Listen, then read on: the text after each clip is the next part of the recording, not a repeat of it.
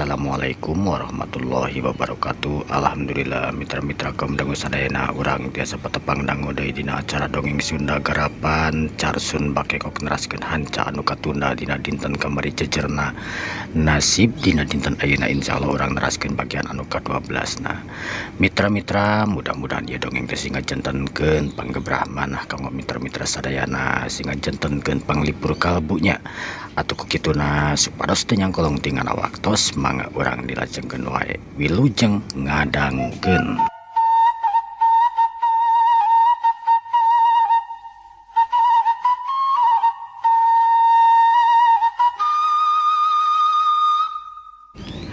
Serli sok diukeula di dieu tah baturan Cep Edi jauh-jauh Cep Edi depan di Bandung ka dieu teh hayang papangih cenah jeung Serli tengah jawab gek we diuk gigireun indungna. Nya cenah Serli ye Cep Edi teh ngajak jalan-jalan cenah tadi teh.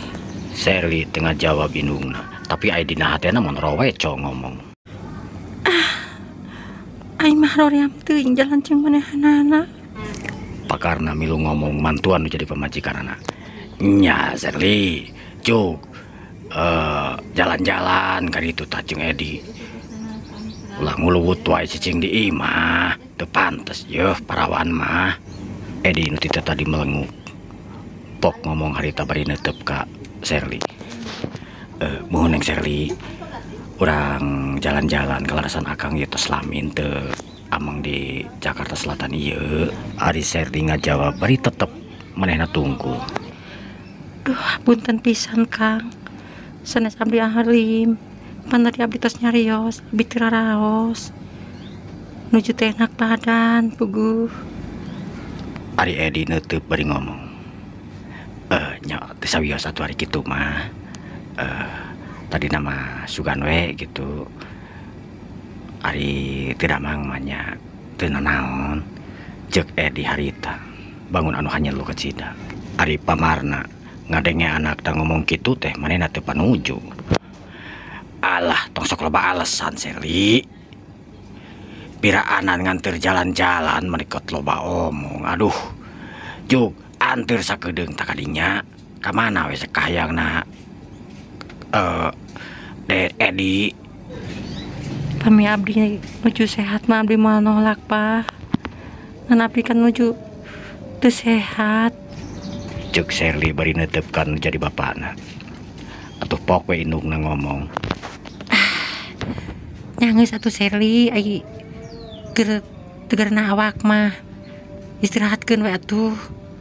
Cuk ibuna harita karunya ningali anakna kawas kitu.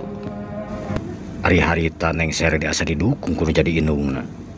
Ngan pok we atuh ngomong. Mohon mah Serli teh puguh udah istirahat heula. Punten pisan Kangnya, sanes abdi ieu, sanes abdi alim. Lamun da kumaha atuh? Abdi nuju teu raraos. Nya Serli, cuk atuh istirahatkeun heula. Bisi kumaha onam deui ah. Ceuk indungna. Sanggeus kitu harita Serli pamitan terutama ka Edi. Cung harita nangtung nu maksudna rek init istirahat ka kamarna.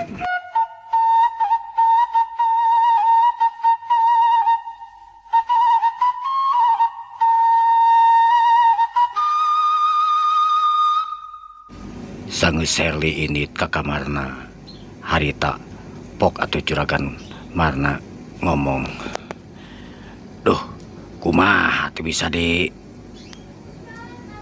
kumaha ada geningan ari budakna keur tegarana awak mah. Cep Edi harita. Nya atuh da kalah karunya atuh da ari dipaksa-paksa ge keur gering mah. Cek indungna harita ngalokar anu jadi salakina. Harita pok Edi ngajawab, nya sawios aya nuju teu damang mah malah engke bilih janten kumaha onam deui. Ceuk Edi harita. Pok harita juragan karena ngomong, nya Jang Edi, aduh hapunten pisannya mengkaning tebih-tebih ye kadieu berijeng nya teu ameng-ameng acan gitu. Ah, teu naon. Ceuk Edi harita. Ari dina hatena mah mudung naon harita. Amak dina hatena mah. Pok harita hatena ngomong kurang ajar. Jika nama teu mere respon ka aing ye. Awas ya. Ceuk Edi harita. Nah hatena mah ngancam ka Neng Sherly. Sanes kitu harita. Edi pamitan kanu jadi kolotna Sherly nyatana Pak Karna jeung Ibu Karna. Hapunten pisan Pak. Abdi moal tiasa lami-lami ye margi aya bujengeun deui teh. Ai atuh rek ka mana? Nuju aya bujengeun deui puguh. Bili direupeun kitu. Oh nya duh hampura pisan atunya. Ah wios teu naon. Nya atuh Acep. Ampun ternyata kumaha atuh. Nyamuhun wios Bu, teu naon. Sageus kitu pamitan harita. Edi langsung ningakeun eta patempatan, ngajalankeun mobilna harita di gerung-gerung gasna. Bakat tingku amek ka Sherly anu memang nganolak kana kahayang manehna. Manehna yakin Sherly teu gering teu naon. Ngan cuman alasan Sherly anu memang nolak ka dirina. Kurang ajar, awas ya Sherly ku aing. Di mana maneh papangih di jalan, awas ya. Cek Edi harita brik kakereket huntuna kakerot. Ari Pak Marna harita sageus init Edi pok ngomong kana jadi pamajikanana. Rada teugeg ngomongna teh. Tah kitu ari budak diogo teuing teh. Ai ari bapak. Dogo kumaha? Eta buktina aya jalma ka dieu beunghar rek ngaleuleungkeun ka manehna ngadon ditolak kawas kitu gering teh mah itu teh mah. Da meureun nya Pak. Si Sherly teh katingali panan katingali tuh awakna ge leuleus gering manehna teh.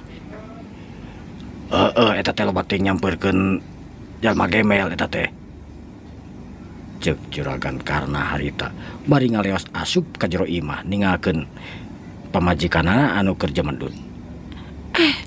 Dasarnya arina naon teh sok ngadon amek wae.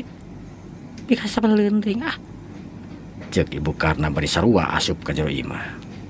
Kebrug panto harita ditutupkeun. Ibu Karna harita langsung asup ka kamar Sherly. Kasampak Sherly keur diuk dina sisi ranjang. Sherly, naon anu karasa teh gering atawa kumaha? Pok Sherly ngomong bari ngareret kana jadi indungna anu kakarak datang. Mohon mah, asa teu karara ieu. Raraosan teh asa teu gerenah gitu. Awak asa pararegel. Nyeh geus ka dokter acan. Acan mah paling enjing we ah. Sakantanan bari kararencangan. Tong lebat ting ulin atuh Sherly. Nya kasaha ai kararencangan teh. Sok ngomong ka ibu. Da moal terang atuh ibu mah. Make jeung moal terang dan teu berat ai ngomong meureun. Sherly ngahulang. Terus neuteup kana jadi indungna. Indungna Surti. Sherly. Nah, Sherly teh sok manggihan Roni. Nya nucuk bapak Sherly teh gemel. Sherly tengah jawab. Harita tungkul. Ibuna yakin yen Sherly teh bener sok manggihanana jalma anu disebut Roni teh atanapi jalma anu disebut gemel teh ku bapana. Sherly, sok ngomong gelis ka ibu. Benar. Mah, mohon Sherly teh sok penak sareng Roni. ibuna harita nangkep kana jadi anakna bari ngusapan. Sherly, ari Sherly geus apal encan saha ari Roni teh. Mah, Sherly terang saha ari Roni. Anjeunna ge tos ngajelaskeun saha ari Roni. Cenah abi yakin Kang Roni teh sanes jalmi anu cek bapak disebat gemel mah. Anjeunna jalma kuliahan, jalma berpendidikan mah. Malah sakuliahna oge ayeuna teh dina ilmu hukum di fakultas hukum. Di fakultas hukum. Mohon mah. Kan pedas anjeunna mah teu ningalikeun ka sasaha. Harita Ibu Marna ngahulang beripok ngomong deui. Nya atuh ari kitu mah. Kumaha Sherly we. Namureun Sherly leuwih apal. Ari mamah madakur sakadar ngadukung hungkul kan jadi anak. Mohon mah. Cek Sherly harita bari ngarangkul jadi indungna. Dua anak harita siri rangkul. Sherly diusapan kuna jadi indungna harita dideungeuna keranan.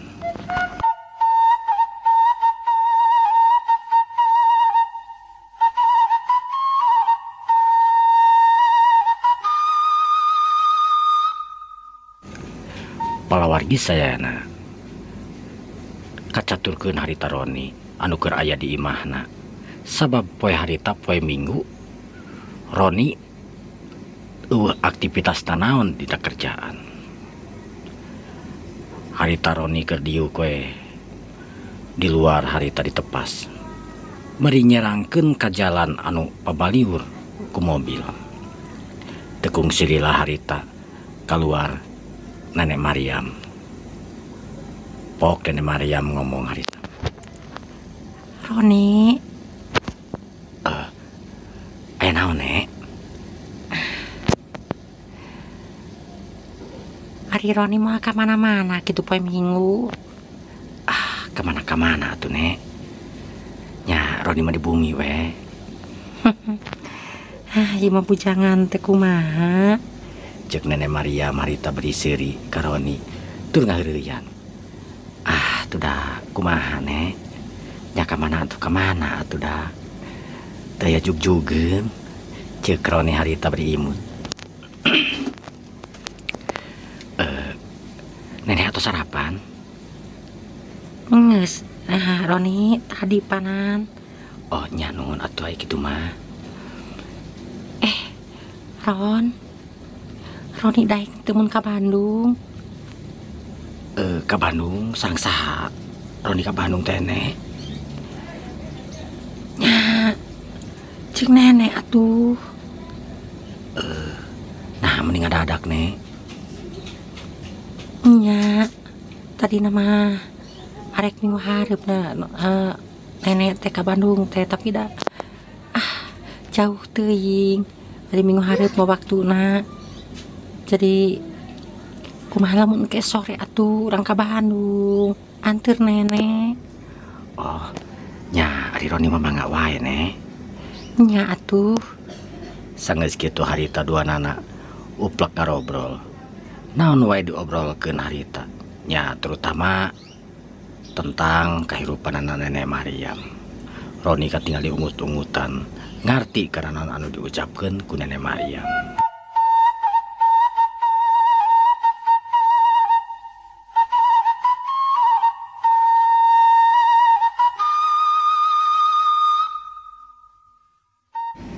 Waktu nerelek ka sore, harita sakira-kira jam 3:30. Pok Nenek Mariam ngomong. Roni, kumaha geus siap-siap? Atos, Nek. Hayu atuh kantun bara kantun nya mangkat. Nya hayu atuh. Harita Roni jeung Nenek Mariam nyampeurkeun kana mobil anu geus disiapkeun diparkirkeun di halaman. Sanggeus kitu geleser mobil maju ninggalkeun eta pakarangan nuju ke belah wetan anu maksudna asup ka jalan tol, nyata ka jalan tol Purbalinging kena. Mobil nyemprung harita geus asup ka jalan tol nuju ka kota Bandung. Di jalana teu pati loba nu diomongkeun Nenek Mariam jeung Roni harita ngabaratem. Roni fokus ka jalan harita. Nu antukna harita mobil geus nepi ka daerah perbatasan kota Bandung. Dekat catur di jalana antara Jakarta ke Bandung harita. Mobil geus asup ka wilayah Bandung. Mobil keluar di jalan tol asup ka jalan Muhammad Toha. Mobil nyemprung nuju ka daerah alun-alun kota Bandung.